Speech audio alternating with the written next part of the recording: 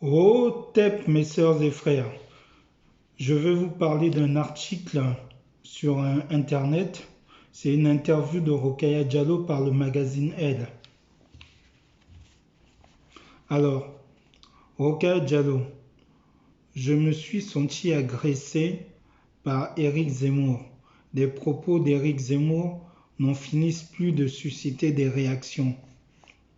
Invité de l'émission de Canal+, Salut les Terriens, le 6 mars dernier, il avait déclaré au sujet des nombreux contrôles d'identité visant les Français noirs et arabes.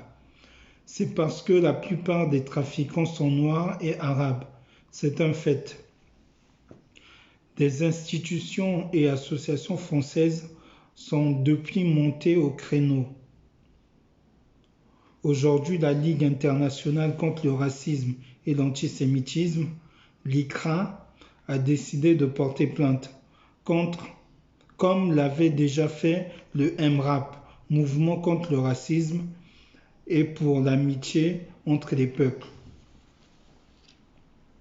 Et alors que le CSA surveille de près l'affaire, Éric Zemmour s'est exprimé ainsi alors qu'il débattait avec Rokhaya Diallo, président de l'association antiraciste Les Indivisibles.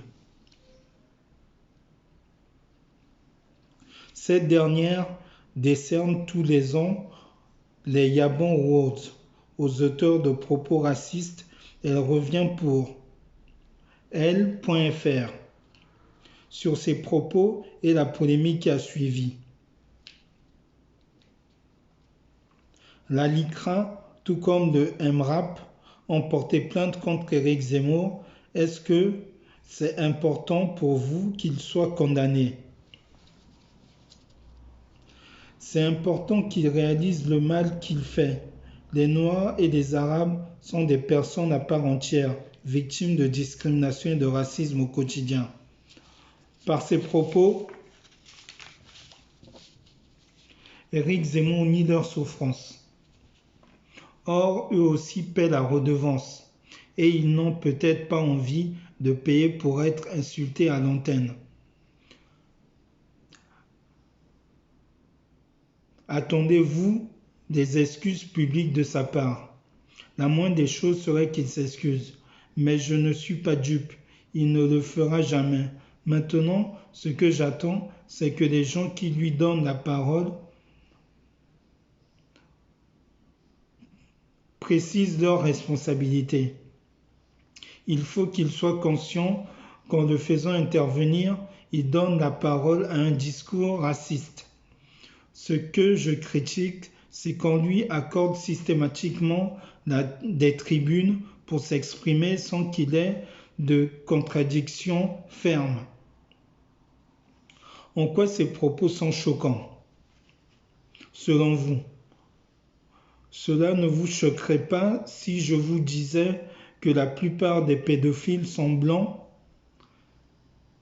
C'est le même type de raisonnement. Éric Zemmour affirme qu'il n'y a pas de racisme dans les contrôles aux faciès car ils concernent uniquement des potentiels délinquants.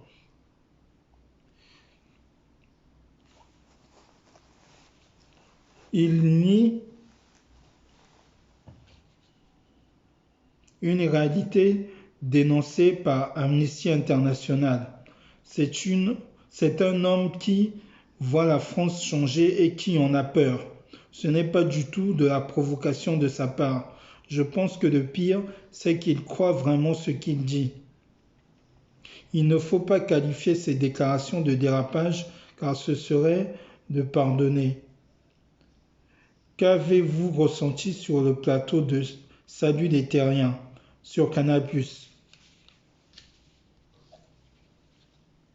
Je me suis senti agressé.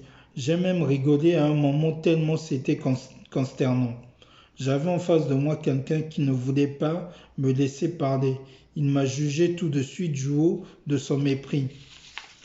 Il n'a pas supporté que je ne sois pas d'accord avec lui. Avez-vous un message à lui faire passer? Nous ne nous sommes pas vus dans les loges. ni avant ni après l'enregistrement. Et je suis parti depuis aux États-Unis. Je n'ai pas grand-chose à lui dire, moi. Il me fait de la peine.